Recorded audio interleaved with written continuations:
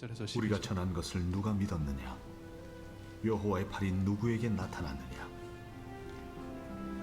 그는 주 앞에서 자라나기를 연한 순 같고 마른 땅에서 나온 뿌리 같아서 고운 모양도 없고 풍채도 없은즉 우리가 보기에 흠모할 만한 아름다운 것이 없도다. 그는 멸시를 받아 사람들에게 버림받았으며 강고를 많이 겪었으며 질고를 아는 자라. 마치 사람들이 그에게서 얼굴을 가리는 것 같이 멸시를 당하였고 우리도 그를 귀히 여기지 아니하였도다. 그는 실로 우리의 질고를 지고 우리의 슬픔을 당하였거늘 우리는 생각하기를 그는 징벌을 받아 하나님께 맞으며 고난을 당한다 하였노라. 그가 찔림은 우리의 허물 때문이요 그가 상함은 우리의 죄악 때문이라. 그가 징계를 받음으로 우리는 평화를 누리고 그가 채찍에 맞음으로 우리는 나음을 받았도다. 우리는 다 양 같아서 그릇 행하여 각기 제 길로 갔거늘 여호와께서는 우리 모두의 죄악을 그에게 담당시키셨도다. 그가 곤욕을 당하여 괴로울 때도 그의 입을 열지 아니하였으며 마치 도수장으로 끌려가는 어린 양과 털 깎는 자 앞에서 잠잠한 양같이 그의 입을 열지 아니하였도다. 그는 곤욕과 신문을 당하고 끌려갔으나 그 세대 중에 누가 생각하기를 그가 살아있는 자들의 땅에서 끊어짐은 마땅히 형벌받을 내 백성의 허물 때문이라 하였으리요. 그는 강포를 행하지 아니하였고 그의 입에 거짓이 없었으나 그의 무덤이 악인들과 함께 있었으며 그가 죽은 후에 부자와 함께 있었도다. 여호와께서 그에게 상함을 받게 하시기를 원하사 질고를 당하게 하셨은즉 그의 영혼을 속건 제물로 드리기에 이르면 그가 씨를 보게 되며 그의 날은 길 것이요 또 그의 손으로 여호와께서 기뻐하시는 뜻을 성취하리로다. 그가 자기 영혼의 수고한 것을 보고 만족하게 여길 것이라. 나의 의로운 종이 자기 지식으로 많은 사람을 의롭게 하며 또 그들의 죄악을 친히 담당하리로다. 그러므로 내가 그에게 존귀한 자와 함께 몫을 받게 하며 강한 자와 함께 탈취한 것을 나누게 하리니 이는 그가 자기 영혼을 버려 사망에 이르게 하며 범죄자 중 하나로 헤아림을 받았음이니라. 그러나 그가 많은 사람의 죄를 담당하며 범죄자를 위하여 기도하였느니라. 아멘. 예, 말씀만 읽는데도 은혜가 된다, 그렇죠? 저만 막 은혜가 막 되고 그러나요? 되게 이 예수님의 십자가에 대한 내용이었잖아요, 그렇죠? 여러분 오늘 무슨 주일일까요?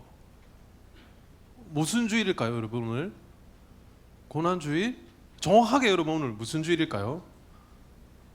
하지 말고 정확하게 여러분 무슨 주일입니까, 여러분? PPT 띄워주시겠습니까? 예, 여러분 종려주일이다, 그쵸? 여러분 오늘은 종려주일입니다. 이 종려주일은요 예수님께서 십자가 죽음을 앞두고 예루살렘에 입성하는 것을 기념한 절기인데요, 이 그림처럼 이 종려주일에 많은 사람이 이 예수님이 예루살렘에 들어오셨을 때 예수님을 환영하며 호산나 호산나 찬송하리로다 하며 종려나무 가지를 흔들었다라고 해서 종려주일이라고 부릅니다. 여러분 호산나라는 뜻은요 나중에 또 강한한 목사님이 잘 알려주실 건데요, 오 구원하소서 이런 뜻입니다. 오 구원하소서. 여러분 예수님은 구약 스가랴서의 말씀대로 나귀를 타고 예루살렘에 들어오셨어요. 이단들이 타는 이 백마와는 차원이 다른 겸손한 모습의 왕이십니다. 왜 이단들은 나귀를 타고 오는 거는 왜 연출 안 하는지 잘 모르겠어요. 여러분 이 종려나무는요 우리가 흔히 아는 야자수 나무와 굉장히 비슷하게 생겼는데요, 굉장히 또 큽니다. 특별히 이스라엘에 가면 이런 종려나무가 굉장히 많아요. 여기서 열리는 이 대추 야자 열매는 이스라엘의 중요 특산품인데요, 성지순례에 가면 꼭 이거를 한 번씩 먹어보게 됩니다. 아주 달고 맛있습니다. 죄송합니다. 이 소스로도 사용되는데 요리에서 넣어서 먹으면 굉장히 맛있더라고요. 광고 보니까 만수르도 즐겨 먹는 대추야자라고 되어 있더라고요.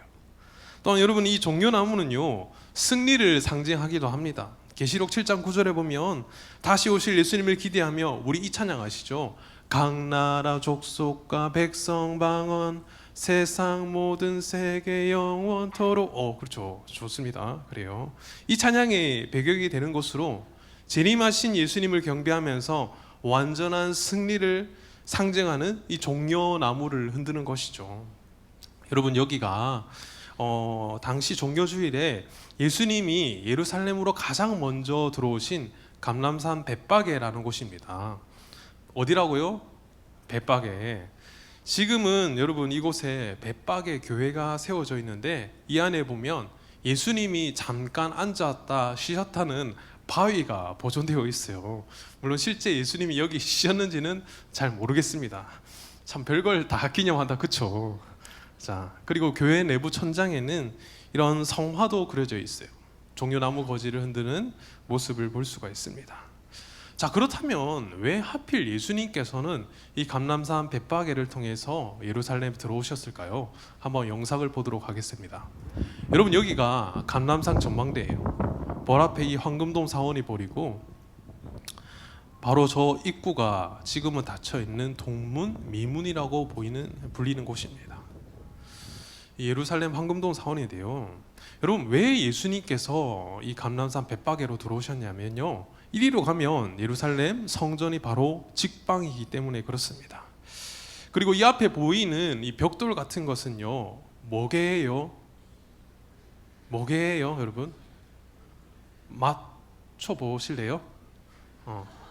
여러분, 이거 이 벽돌 아니고요, 이게 무덤입니다, 여러분. 무덤. 왜 이게 다 무덤이냐면요, 유대인들은 에스겔 44장에 보면 여호와께서 이 황금문, 즉 지금은 막혀 있는 동문으로 들어온다고 믿기 때문에 예수님이 오실 때 가장 먼저 부활하기 위해서 여기에 비싼 돈을 줘서 무덤을 사가지고 지금 이곳에 묻혀 있다 하더라고요. 그래서 이 무덤 가격이 굉장히 비싸다고 합니다. 그리고 여러분, 이 다음 사진은요, 굉장히 진기한 사진입니다. 예수님이 예루살렘에 들어가시며 두 제자에게 메인 나귀와 나귀 새끼가 함께 있는 것을 보리라고 한 말씀이 있어요. 보세요, 여러분. 메인 나귀 있죠? 그리고 옆에 나귀 새끼 있습니다. 그러니까 지금 말씀이 그대로 성취된 현장을 여러분 지금 보고 계신 거예요. 아무런 감동이 없다, 그쵸? 신학교 교수님이 이걸 찍으시고 굉장히 좋아하시더라고요. 여러분, 그렇구나. 그래서 뭐 어쩔 이런 표정인데, 자, 넘어갈게요. 자, 넘어갑니다. 자, 그래요. 여러분, 이 매년 종려주일이 되면 이 감람산 벳바게 근처에는 지금은 전쟁 중이라 어떤지 모르겠는데 전 세계에 모인 순례객들로 인산인해입니다.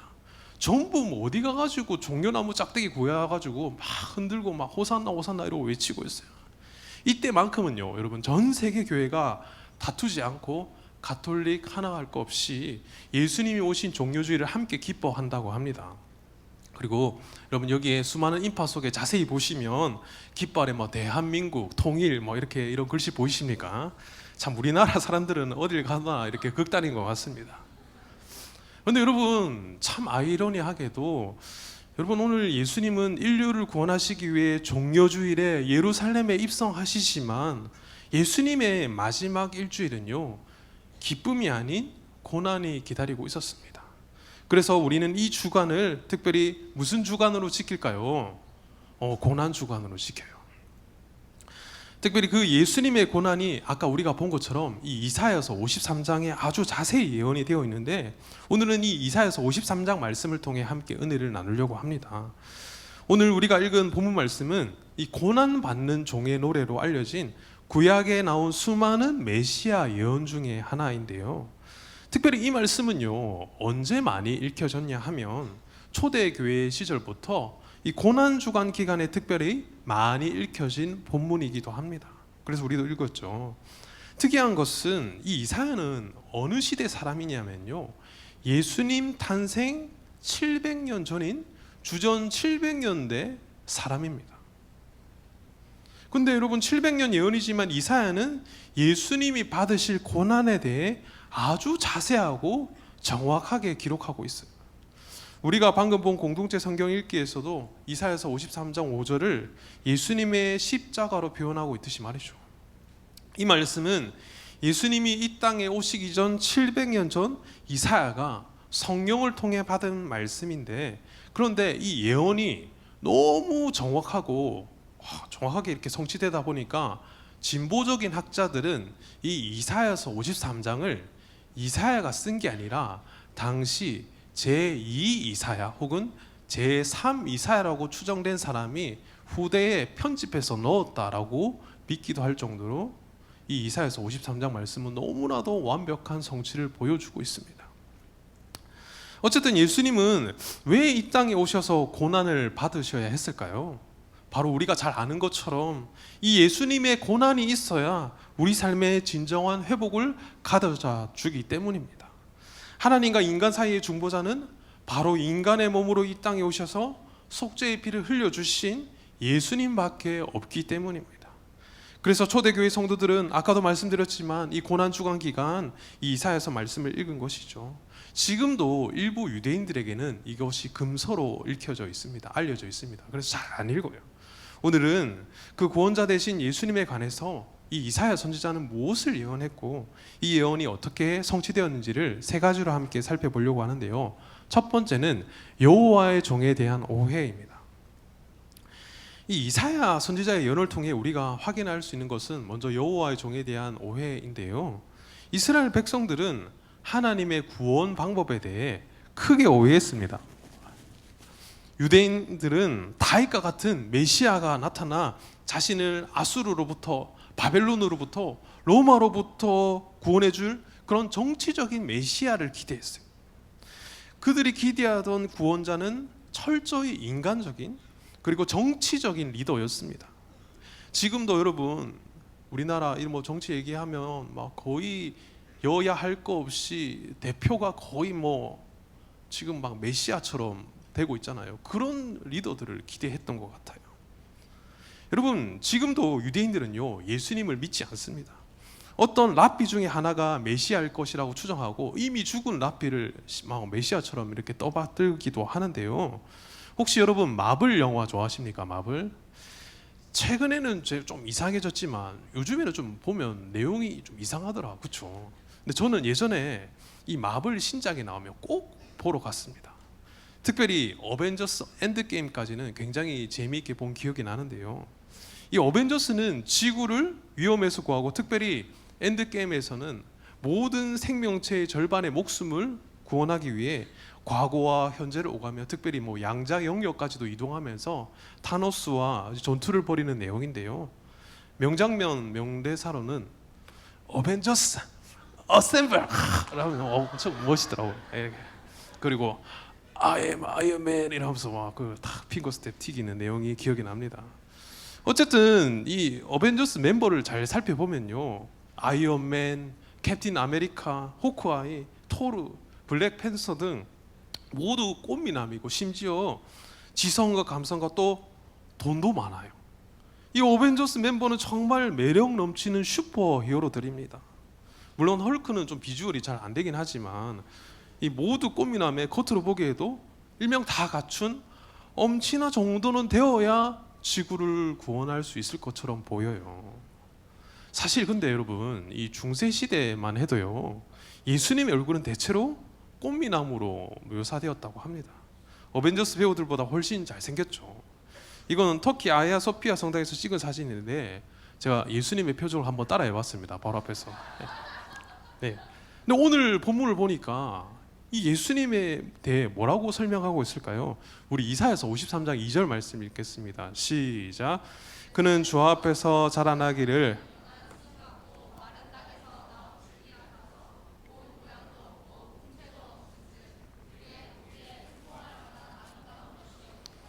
여러분 이 우리말 성경에서는 이 부분을 훨씬 더 잘 살려서 번역했는데요. 이렇게 되어 있어요. 우리가 보기에 볼품이 없었다라는 것입니다. 예수님의 외모가 우리가 알고 있는 것처럼 그닥 뛰어나지 않았다라는 거예요. 제가 얼마 전에 여러분들과 제자 훈련을 하면서 여호와의 증인에 대해서 한번 강의를 한 적이 있었는데요. 여호와의 증인 전도대, 파수대, 전도지 파수대 이런 걸 보면 예수님을 굉장한 미남, 미국 배우처럼 소개하고 있어요. 그러나 여러분, 여기에 묘사된 예수님의 얼굴은 사실과 다릅니다. 환상을 깨서 미안해요, 여러분. 이사야서 52장 14절 말씀 보시면 이 왕에는 그 얼굴이 타인보다 상하였고 그 모양이 인생보다 상하였으므로 무리가 그를 보고 놀랐거니와 얼굴이 많이 상했다라고 이야기하고 있어요. 여러분, 오늘 본문에 나오는 고난받는 종은 평균 이하의 외모를 가지신 분이라는 것입니다. 그리고 이사야서 53장 2절에도 나온 것처럼 고운 모양도 없고 풍채도 없어서 흠모할 만한 아름다운 것이 없는 실망스러운 모습이었다라는 거예요. 그리고 2절을 보시면요, 여호와의 종을 연한 순으로 비유하는데요, 이 연한 순은 히브리어로 요네크라고 하는데 흙 위로 노출된 나무 뿌리에서 보기 흉하게 돋아나는 반갑지 않은 새싹을 의미하는 것입니다. 여러분, 이런 싹을 보면 정원사가 어떻게 하겠어요? 싹도 잘라버린다, 그쵸? 실제로 여러분, 예수님의 삶을 보면 예수님이 이런 삶을 사셨습니다. 마태복음 2장을 보면요, 예수님은 태어날 때부터 헤롯 대왕으로부터 살해 위협을 받고 태어나셨습니다. 동방 박사가 다녀온 뒤로부터 헤롯은 예수님을 죽이기 위해 2살 이하의 모든 여아를 단체로 살해했죠. 예수님은 애굽으로 피해 겨우 목숨을 건지셨습니다. 또한 여러분, 심지어 누가복음 4장에서는 예수님이 나사렛 회당에서 말씀을 전하실 때 예수님의 말씀을 듣던 나사렛 회당 사람들이 예수님을 그 동네가 건설된 산 낭떠러지까지 끌고 가서 밀쳐 떨어뜨리고자까지 했다라고 이야기하고 있어요. 여러분, 예수님은요, 시골 베들레헴 출신이셨고 그리고 가축의 구유 먹이톡에서 탄생하셨습니다. 이 나사렛이라는 촌동네 출신이셨고, 여러분, 저주의 상징인 나무에서 최후를 맞이하셨어요. 우리가 생각할 때 메시아가 왜 이래 할 정도로 정말 볼품없는 인물이셨습니다. 그러니 당시 유대인들에게 당연히 배척을 받았고 인정도 받지 못하셨습니다. 유대인이 기다리던 메시아는 바로 이 어벤져스와 같은 히어로여야 하는데 아니라는 것이죠. 그러면 여러분, 이사야는 잘못된 예언을 했을까요? 그럼 이사야 예언 한번 보도록 하겠습니다. 3절입니다. 그는 멸시를 받아서 사람에게 실어버린 바 되었으며 강고를 많이 겪었으며. 여러분, 여호와의 종은 어떻게 됐다고요? 멸시를 당하셨다라고 이야기하고 있습니다. 여러분, 이 마태복음 8장에 보면요, 예수님이 거라사 지방에서 군대 귀신을 쫓아내십니다. 그리고 군대 귀신이 돼지떼에게 들어가 돼지떼가 바다로 들어가서 한 번에 몰살당했을 때 사람들은 귀신이 들려 귀신 들린 자가 해방된 것보다 돼지떼가 몰살당했다는 이유로 예수님을 그 땅에서 떠나시기를 간구하셨습니다. 그리고 마태복음 13장에 보면 예수님이 고향 회당에서 많은 가르치심을 선포하셨을 때도 예수님을 단순히 목수의 아들로 취급하고는 예수님을 배척했습니다. 내가 저 예수 형제들 다 아는데 저거 별거 아닌 사람이더라. 그리고 마태복음 6장에서는, 요한복음 6장에서는 예수님이 보리떡 5개와 물고기 2마리로 5,000명이 넘는 사람들을 먹이셨음에도 불구하고 그들이 기대하던 정치적인 메시아가 아니라는 이유로 예수님을 떠나가고 다시 그와 함께 다니지 아니하더라라고 말씀하고 있어요. 또 여러분, 예수님은요, 가난한 가정에서 태어나 내세울 만한 학벌도 없었습니다. 사실 이 예수님의 생애를 종합해 보면요, 예수님은 늘 가난과 질병 속에서 사셨습니다. 예수님이 자라나신 이 나사렛 동네는요, 실제로 당시 철거민촌이어서 주변 사람들도 굉장히 반항적이고 거칠었던 것 같아요. 예수님이 십자가에 못 박혀 죽으실 때에도 사람들은 그를 변호하거나 안타깝게 생각하지 않았습니다. 그런데 여러분, 그들만 그렇게 했을까요? 53장 3절 하반절입니다. 우리도 그를 귀히 여기지 아니하였도다. 오늘 본문 우리에게 말하고 있습니다. 이전의 사람들만 예수님을 귀하게 여기지 않은 것이 아니라 우리도 예수님을 귀하게 여기지 않았다라고 말하고 있습니다. 여러분, 정말 다른 어떤 것보다 예수님을 귀하게 여기고 계십니까? 여러분, 우리 예수님은 우리의 죄를 담당하시기 위해 고난을 당하셨는데 우리는 예수님보다 너무나 소중한 게 더 많지 않습니까? 이 본문의 우리는요, 구원받은 모든 사람들을 상징하는 거예요. 4월달, 5월달 중간고사 기간이 되면요, 우리는 앞에서는 주 예수보다 귀한 것이 없네라고 찬양을 하면서도 내가 지금 당장 성적을 올리기 위해서, 학원을 가기 위해서 많은 학생들이 예배에 참석하지 않고 학원부터 가는 모습을 우리는 심심치 않게 봅니다. 수련회 때 눈물을 흘리면서 예수가 정말 나의 주인이 되시고 귀한 분이라고 고백하면서도, 예수보다 귀한 것이 없다라고 고백하면서도 우리의 우선순위는 항상 뒤바뀌어 있는 모습을 봅니다. 벌써부터 여러분, 빈자리가 굉장히 많이 보이고 있어요. 여러분, 만약 예수님이 당하는 이 고난 가운데 우리도 그 자리에 있었더라면 똑같이 예수님을 피하고 멸시하고 고개를 돌려 외면했을지도 모르겠습니다. 그럼 제가 지난주에 돌아온 탕자를 그린 네덜란드 화가 렘브란트 작품을 소개한 적이 있는데요, 그의 또 다른 작품입니다. 이 렘브란트가 십자가에 못 박히는 그리스도를 그리면서 자신의 죄악된 모습을 발견하였고 군중 사이에 자신의 모습을 그려놓았습니다. 이 빨갛게 하이라이트된 부분이 바로 렘브란트 자신이라고 하더라고요. 사랑하는 여러분, 예수님을 얼마나 귀하게 여기고 계십니까? 여러분, 이 렘브란트는 이 그림을 그리면서 내가 그리스도를 십자가에 못 박았다, 나는 그 일에 동참했다 하면서 대성통곡을 했다 하더라고요. 여러분, 이번 고난주간을 어떻게 보내시겠습니까? 만약 정말 내 안에 예수님을 귀하게 여기는 마음이 잠깐 사라졌다면 여러분, 이 마음을 정말 다시 회복하는 고난주간의 기간이 되었으면 좋겠습니다. 오늘도 약속이 있어서 강로사님, 오늘 좀 빨리 좀 가야 될 것 같아요. 저 오늘 마치고 바로 학원이 있어서 얼른 가봐야 돼요.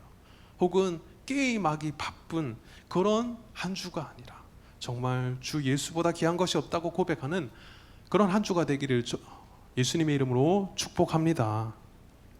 두 번째는요, 여호와의 종은 대속의 죽음을 당하신 분이에요. 둘째는 대속의 죽음인데요, 대속이라는 말은요, 대신하여 속량하다라는 말입니다. 여러분, 누가 우리의 죄를 대신하셨습니까? 바로 예수님이죠.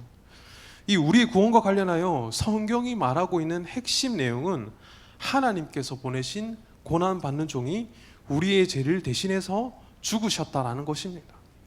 이것을 대속의 죽음이라고 합니다. 세상에서 가장 억울한 일이 잘못하지도 않았는데 누명을 쓰고 감옥에 들어가는 일인데요, 몇 년 전 뉴스입니다. 이 미국인 남성이 1983년에 살인죄로 사형 선고를 받아서 감옥에 가게 되었는데 30년이라는 세월이 지나서야 그 남성이 살인 현장에 없었다는 증거가 나오면서 2014년에 석방되었다는 뉴스를 보게 되었습니다. 여러분, 억울한 누명을 쓰고 감옥에 간 것도 서러운데 이제 드디어 자유다, 드디어 감옥에 나간다 하면서 여러분 얼마나 좋았겠어요. 그런데 이 사람이 감옥에 나오자마자 무슨 판정을 받냐면요, 폐암 말기 판정을 받아요. 그래서 6개월밖에 살지 못한다라는 뉴스를 제가 보게 되었습니다. 여러분, 이 거짓말 같은 이야기는 실화입니다. 이 사건은 실제 미국 법정에서 일어난 사건인데요, 33살의 젊은 검사 스트라우트는 금은방 주인 살인범으로 글렌 포드를 기소했고 법정은 글렌 포드에게 법정 최고형인 사형을 선고합니다. 여러분, 글렌 포드는 30년간 사형수로 수감 생활을 하다가 지난 2014년에 재심해서 증거 불충분으로 석방되었어요. 그러나 글렌 포드는 현재 암으로 투병 중에 있다라고 합니다. 여러분, 얼마나 억울해요. 여러분, 그런데 이것보다 더 억울한 것이 바로 우리 예수님의 죽음입니다. 여러분, 예수님은 아무런 죄도 없음에도 불구하고 밀란과 살인죄를 범한 사람보다 더 나쁜 범죄자로 오해를 받았어요. 여러분, 밀란은 뭡니까? 반역을 일으킨 거잖아요. 왕 입장에서는 굉장히 극형에 처해질 사람인데도 불구하고 밀란을 일으킨 사람보다, 심지어 사람을 죽인 사람보다 예수님이 더 엄한 죄를 범한 사람으로 취급이 되었다라는 것이죠.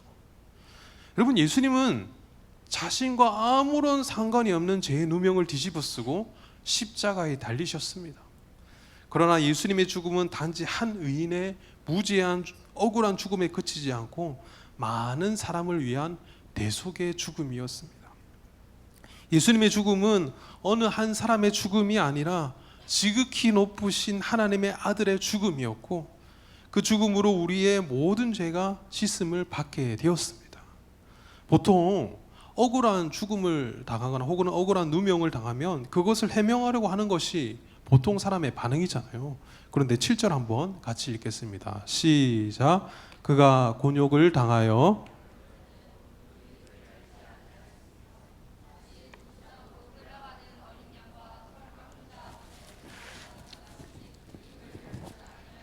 아멘.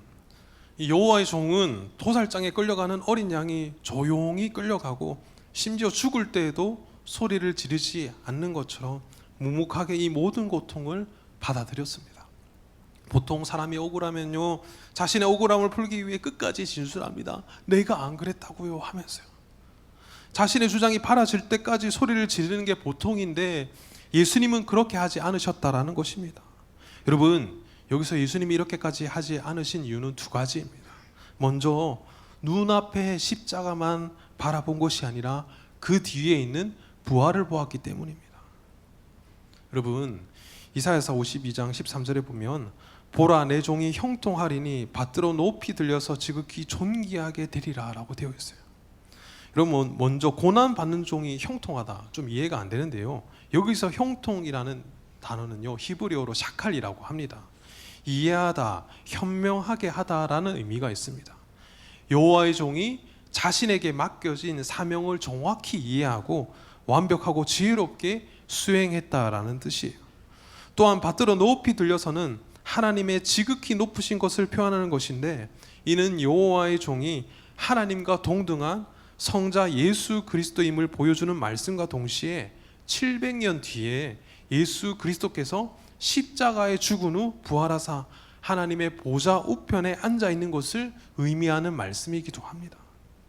사랑하는 여러분, 지금 현재 나의 상황이 너무너무 어렵고 힘듭니까? 여러분, 지금 당장 내가 처한 고난만 바라보지 마시기 바랍니다.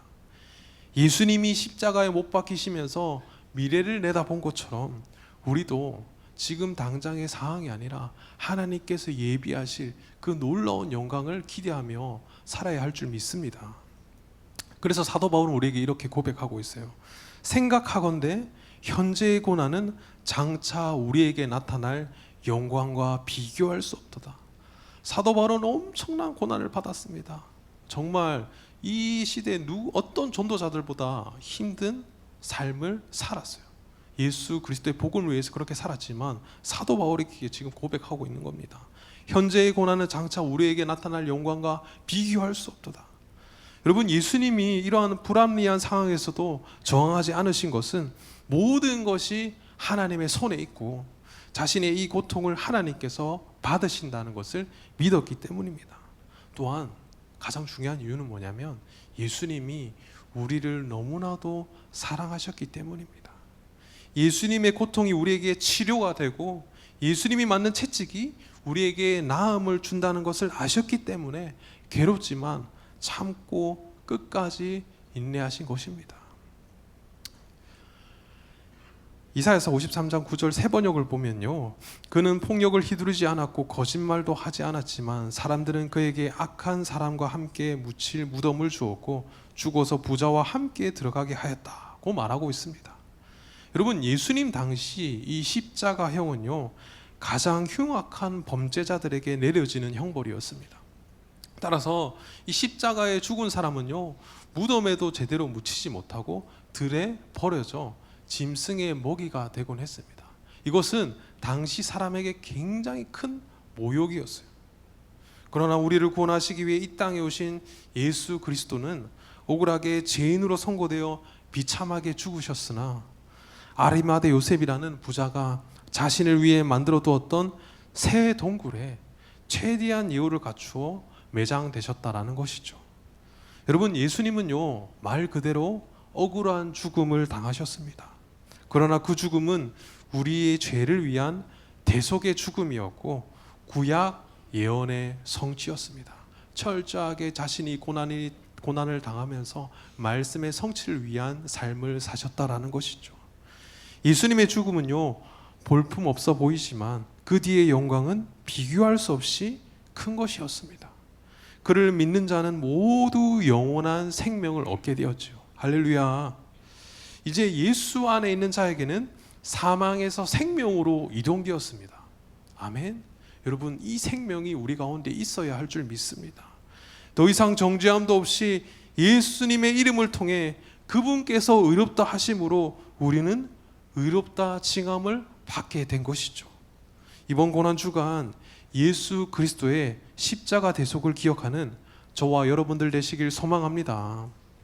세 번째는요, 여호와의 종이 당한 고난의 결과입니다. 우리 이사야서 53장 5절 말씀 함께 읽겠습니다. 시작. 그가 찔림은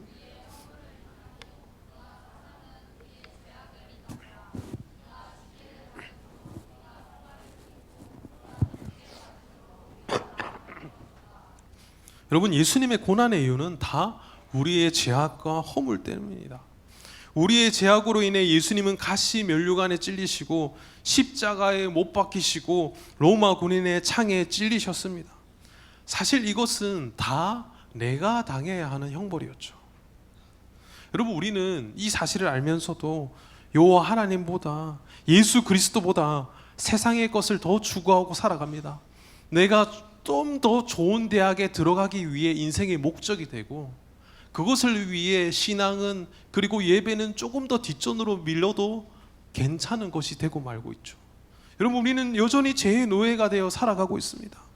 혹시 여러분들 중에 이런 사진을 보면서 그래도 강로사님, 제가 아무리 못나도 술 마시고 돌아다니진 않습니다 라고 말하는 친구들이 있을지 모르겠습니다. 그런데 여러분, 고3들 잘 들으세요. 나중에 여러분들이 대학교에 올라가서요, 가장 먼저 받게 될 믿음의 시험이 될 것입니다. 대학교 선배가 술을 한 잔씩 줘요. 그 직장에 들어가면 한 잔씩 주거든요. 제가 다 경험해 봤습니다. 그러면 한 잔 주고, 저 교회 다녀서 술을 안 먹어요, 이렇게 얘기하면요, 야, 우리 아버지 다 집사님인데 다 한 잔씩 하고 하신다 하고, 그리고 성경에 술 마시지 말라는 말이 어디 있어? 술 취하지 말라라고 되어 있잖아. 한 잔에 이런 유혹을 당하게 될 거예요. 어떻게 되느냐? 막 대학에 들어가면요, 언제까지 어깨춤을 추게 할 땐가 하면서 막 마셔라 마셔라 마셔라 하면서 여러분들을 유혹한다니까요. 여러분, 안 그럴 것 같죠? 제가 여기 오기 전에 청년부를 담당하면서 이 고등학교 때까지 신실하게 신앙생활을 잘하다가 대학 가서 이 술 마시고 예배가 무너진 이런 청년들을 정말 많이 만나봤습니다. 여러분, 우리는 정말 고등학교 때까지만 해도 눈물을 흘리며 예수님이 나의 주인이라고 고백하지만 이 모든 순간 가운데 결국에는 내가 주인이 되어 예수님의 십자가 고난을 뒤로한 채 이런 나쁜 범죄 가운데로 돌아가게 된다라는 것이죠. 주일 때마다 막 놀러 다니고. 그런데 여러분, 죄 많은 우리를 위해 예수님이 징계를 받으셨대요. 5절에 보니 그가 징계를 받음으로 우리가 평안을 누리고라고 말합니다. 여러분, 여기서 평안은요, 우리가 잘 아는 샬롬이라는 단어인데요, 우리에게는 인사로 많이 잘 알려져 있는데, 이 단어의 원어의 의미는요, 어느 것 하나 부족함이 없는 완벽한 행복의 상태를 말하는 것입니다. 이게 무엇이냐면요, 하나님과의 진정한 관계 회복을 말하는 것입니다. 그리고 5절 하반절을 보시면 그가 채찍에 맞음으로라고 되어 있는데, 마태복음 27장에서는 예수님은 십자가 형벌을 받으시기 전에 채찍질을 당하셨고, 마태복음 26장에서는 신문 과정에서 얼굴에 침뱉음을 당하시고 주먹과 손바닥으로 맞으셨습니다. 그런데 이런 예수님이 이렇게 맞으심으로 우리가 어떻게 되었다라고 이야기하고 있습니까? 나음을 입었도다라고 이야기하고 있어요. 여러분, 여기서 나음은요, 히브리어로 라파라고 되어 있는데, 여러분, 치료하시는 여호와를 말할 때 우리가 여호와 라파라고 부릅니다. 여러분, 여기서 이 라파는 인간적인 치료의 수준이 아닌 하나님 차원으로 주어지는 그 치료를 말하는 것입니다. 여러분, 예수를 믿는 순간에 단순히 구원뿐만이 아니라 육체적인 회복, 정신적, 영적인 회복이 동시에 일어난다라는 것이죠. 어제 우리가 이 제자 훈련 때 큰 믿음 교회 이단에 대해서, 신사도 운동에 대해서 배웠는데요. 여러분, 이런 기적들은 이빨이 금이빨로 바뀌는 그런 기적을 말하는 것이 아니라 예수를 믿음과 동시에 내 안에 절망 가운데 있었던 그런 여러 가지 나쁜 정신적인 질병과 육체적인 질병이 예수를 믿음과 동시에 고쳐지는 그것을 말하는 것입니다. 예수님께서 채찍에 맞음으로 우리가 나음을 받았다. 선교지에서요, 여러분, 이러한 일이 굉장히 많이 일어나고 있어요. 그리고 53장 6절에 보면 우리는 다 양 같아서라고 말하고 있습니다. 여러분, 양 같아서 무슨 의미일까요? 여러분, 이 양의 특징은요, 양이요 굉장히 재밌습니다. 첫 번째, 양은요 굉장히 시력이 좋지 않습니다. 목자의 인도하심이 없으면요 방황합니다. 둘째, 이 또 양은요 잘 속습니다. 양 농장 한번 가보시면요, 먹이 주는 척하면서 다른 거 밑장 빼면서 딱 줘도 잘 몰라요. 그리고 양은 또 눈이 시력이 안 좋으니까요 잘 넘어집니다. 여러분, 신앙생활하면서 자주 넘어지지 않습니까? 그리고 이 양은요 방향 감각도 부족합니다. 넘어졌는데 또 가다가 또 그곳에서 넘어집니다. 그리고 이 양은요 죽음 앞에서 온순해진다라고 해요. 그리고 가장 중요한, 양은요 자기 목자의 소리를 듣는다고 합니다. 여러분, 예수님은요, 예수님을 모르고 방황하며 살아가는 양 같은 우리를 위해 하나님께서는 하나밖에 없는 독생자 예수 그리스도를 이 땅에 보내셔서 우리의 모든 죄악을 담당시키셨습니다. 말씀 정리하겠습니다. 여러분, 이번 주간은 예수님께서 십자가에 못 박히신 고난주간입니다. 여러분, 이 고난주간을 어떻게 보내시겠습니까? 말씀을 가까이 하시겠습니까? 아니면 그저 그런 날처럼 쉬는 시간만 되면 게임을 가까이 하시겠습니까? 특별히 다음 주 월요일 14일부터 16일까지는 고난주간 특별 부흥회로 저녁마다 집회가 있습니다. 저번에 이 창조각 원데이 세미나로 오신 이 김명현 교수님이 그리스도의 고난에 대한 예언과 성취를 과학적으로 잘 풀어주실 예정이니까 여러분 꼭 이 집회에 참석할 수 있으면 좋겠습니다. 이 고난주간 기간 진짜 미디어를 좀 끊고 그 시간에 성경을 좀 깊이 묵상을 하든지, 여러분 여전히 막 브롤스터즈 하면서 시간 보내지 마시고 예수 그리스도의 고난에 함께 묵상하며 나아갈 수 있는 우리 친구들 되었으면 좋겠습니다. 예수님 우리에게 이렇게 말씀하십니다. 로마서 8장 17절과 18절입니다. 자녀이면 또한 상속자 곧 하나님의 상속자요 그리스도와 함께 한 상속자니 우리가 그와 함께 영광을 받기 위하여 고난도 함께 받아야 할 것이니라. 생각하건대 현재의 고난은 장차 우리에게 나타날 영광과 비교할 수 없도다. 아멘. 이 시간 이번 한 주 오락을 좀 멀리하고 예수님의 고난을 묵상하며 고난주간 특별 부흥회에 꼭 참여하는 우리 청소년부 여러분들 되길 소망합니다.